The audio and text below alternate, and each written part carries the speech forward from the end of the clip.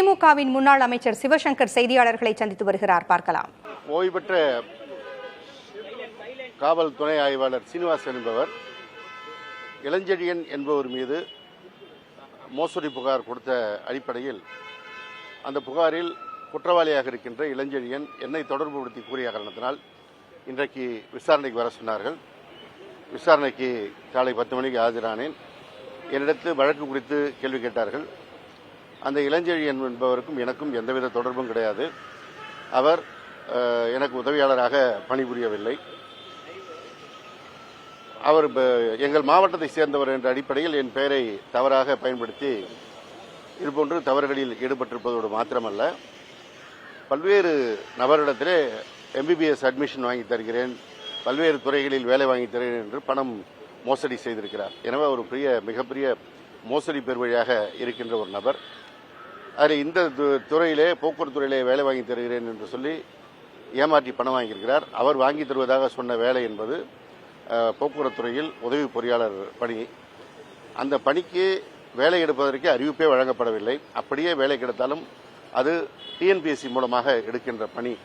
எனவே இதற்கும் எனக்கும் எந்த விதத்திலும் தொடர்பு இல்லை. என்னை அவர் எந்த விதத்திலும் சந்திக்கவில்லை என்பதை நான் தெளிவாக விசாரணையில் எடுத்துக் கூறியிருக்கிறேன்.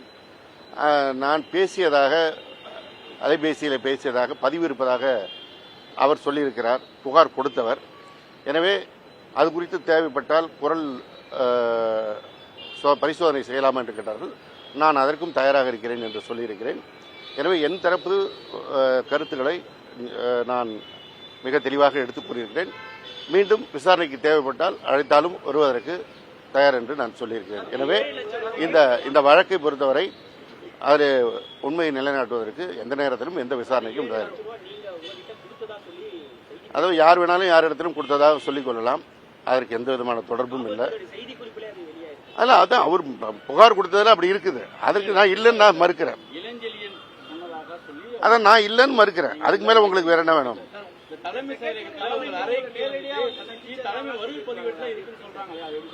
அதாவது என்னை போக்குவரத்துறை அமைச்சர் என்ற முறையில் தினைக்கும் துறையில் பணியாற்றுகின்றவர்கள் தங்கள் பிரச்சனைகளுக்காக மனு கொடுக்க வருவாங்க. ஓட்டுநர், நடத்துனர். அதே போல பல கிராமங்களுக்கு புதிய பேருந்து வசதி வேண்டும் என்று மனு கொடுக்க வருவார்கள்.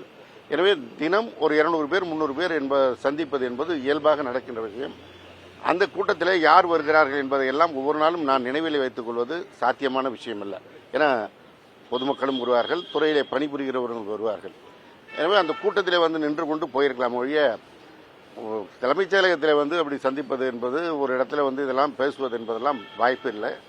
அதே போல இடத்திலே பணம் கொடுப்பது என்கின்ற அது ஒரு பொய்யான குற்றச்சாட்டு.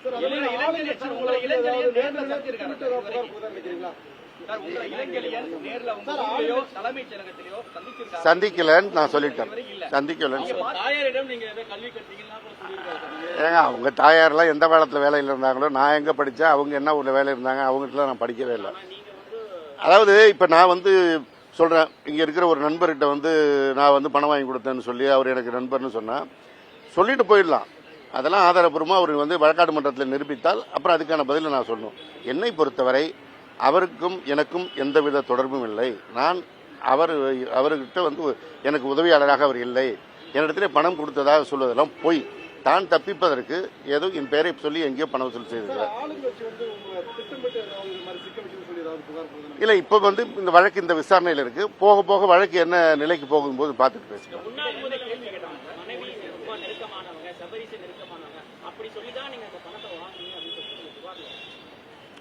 அந்த புகார்ல அப்படி இல்லை. நல்ல புகாரை படிச்சு பாருங்க. இல்ல இல்ல, எனக்கு அதாவது என்னதான் அவர் சந்திச்சுதான் அவர் சொல்லியிருக்கிறாரு, அது பொய்ன்னு சொல்லிட்டேன், அவ்வளவுதான். இல்ல, காவல்துறை வழக்கமான விசாரணை தான், அதெல்லாம் ஒன்றும் தவறாலாம் இல்லை. அவங்க சில கொஸ்டினரிஸ் கொடுத்தாங்க. அந்த கொஸ்டினரிஸில் எனக்கு தெரிந்த செய்திகளை சொல்ல சொன்னாங்க. நான் தெளிவாக சொல்லியிருக்கிறேன். அப்புறம் என்னுடைய வரலாறுலாம் எழுதிட்டு ஒரு ஸ்டேட்மெண்ட் வாங்கியிருக்காங்க, அவ்வளவுதான்.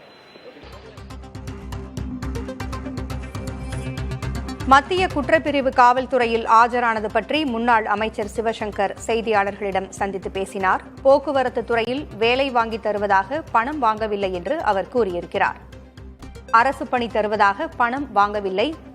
புகாருக்குள்ளான இளஞ்செழியனுக்கும் தனக்கும் எந்த தொடர்பும் இல்லை என்று அவர் கூறியுள்ளார்.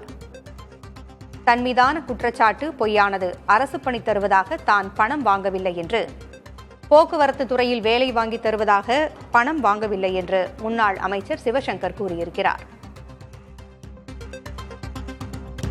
அரசு பணி தருவதாக பணம் வாங்கவில்லை என்று முன்னாள் அமைச்சர் சிவசங்கர் செய்தியாளர்களிடம் தெரிவித்திருக்கிறார்.